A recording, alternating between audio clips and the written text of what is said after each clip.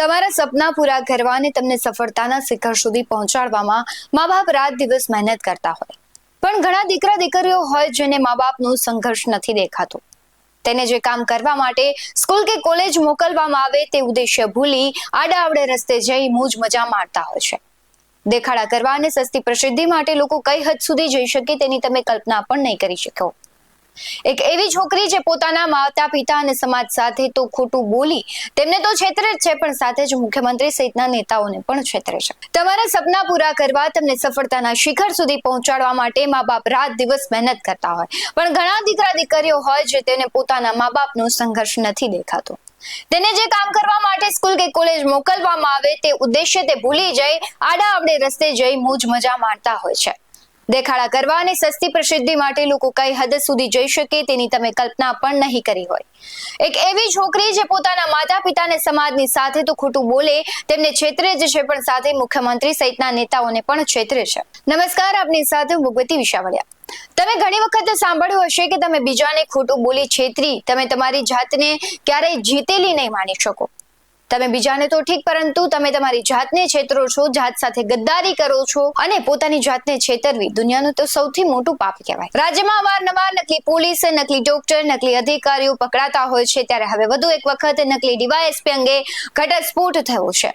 આણંદ જિલ્લાના સુજિત્રાની નિશા વોહરા નામની યુવતી પોતે ડીવાયએસપી હોવાનો અને અમદાવાદ સાયબર ક્રાઇમમાં કાર્યરત હોવાનો દાવો કરે છે.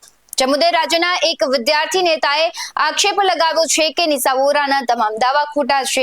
તેમણે જીપીએસસીની પરીક્ષા પાસ જ નથી કરી કે નથી તે કોઈ એક અધિકાર. ગુજરાતના વિદ્યાર્થી નેતા યુવરાજસિંહે સોશિયલ મીડિયા પર પુરાવા સાથે દાવો કર્યો છે. છેલ્લા 5 વર્ષમાં ગુજરાતના વિદ્યાર્થી નેતા યુવરાજસિંહે સોશિયલ મીડિયા પર પુરાવા સાથે દાવો કર્યો છે કે છેલ્લા 5 વર્ષમાં નિશા વોહરા નામની કોઈ યુવતીએ જીપીએસસી પરીક્ષા પાસ નથી કરી. તેમણે 5 વર્ષના પરિણામોની પણ તપાસ કરી છે. આ સાથે આવી કોઈ યુવતીની છેલ્લા 5 વર્ષમાં ડીવાયએસપી તરીકે કોઈ નિમણૂક પણ નથી થઈ. આ મુદ્દે અમદાવાદ ક્રાઇમ બ્રાન્ચની લઈને નિશા વોહરાના વતન એવા આણંદ જિલ્લાના સોજિત્રા શહેર સુધી તપાસ કરાઈ છે. નકલી ડીવાયએસપી નિશા વોહરાએ સોજિત્રાના ધારાસભ્ય વિપુલ પટેલ સહિત રાજ્યના મુખ્યમંત્રી ભૂપેન્દ્ર પટેલ સાથેના પણ ફોટા પડાવ્યા અને બહુમાન મેળવ્યું હોવા ફોટા પણ સામે આવ્યા છે. આ ઉપરાંત તેલંગાણા રાજભવન, સરદાર પટેલ યુનિવર્સિટી, મુખ્યમંત્રી વિજય રૂપાણીનું સંદેશ જેવા પ્રશસ્તિ પત્રો મેળવી સમાજના કાર્યક્રમોમાં ભરપૂર વાહવાહી પણ તેમણે લૂંટી છે. મુસ્લિમ સમાજ સહિતના અનેક સામાજિક સંગઠનોમાં વિવિધ કાર્યક્રમનું તેમનું જીપીએસસી પાસ કરી ડીવાયએસપી બની હોવા અંગે તેમને પણ સન્માનિત કરવામાં આવી છે. નિશા વોહરાની કથિત સફળતા અંગે વિવિધ સમાચારો, માધ્યમો અને ફોટા સાથે અહેવાલો પ્રકાશિત થયા, જેમાં નિશાની સંઘર્ષની કહાની રજૂ કરાઈ. સરદાર પટેલ યુનિવર્સિટીએ પણ નિશા વોહરાને ડીવાયએસપી તરીકે ગાંધીનગર ખાતે નિમણૂક થવા બદલ અભિનંદન આપ્યા હતા.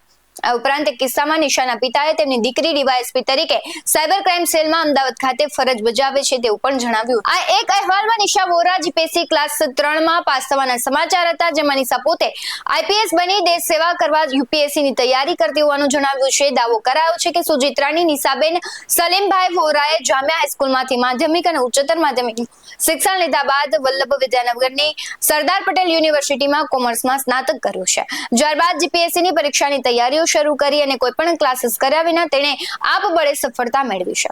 આ માટે કેટલાક અધિકારીઓએ તેને માર્ગદર્શન આપ્યું હોય તેવો પણ દાવો કરાયો છે અને જીપીએસસીની વર્ગ 3ની પરીક્ષામાં સમગ્ર રાજ્યમાં પ્રથમ સ્થાન મેળવી ઝળહળતી સફળતા પ્રાપ્ત કરી તેવો પણ દાવો કરાયો છે. નિશા વોહરાએ જે તે સમયે કહ્યું હતું કે સફળતા માટે મહેનત અને સમર્પણ બંને જોઈએ. તે કોઈ જ ક્લાસીસ જોઈન કર્યા વિના આપબળે યુપીએસસીની પરીક્ષાની તૈયારીઓ માટે પ્રશ્નપત્રો સોલ્વ કરી હતી અને 12 કલાકની સખત મહેનત કરી રહી છે.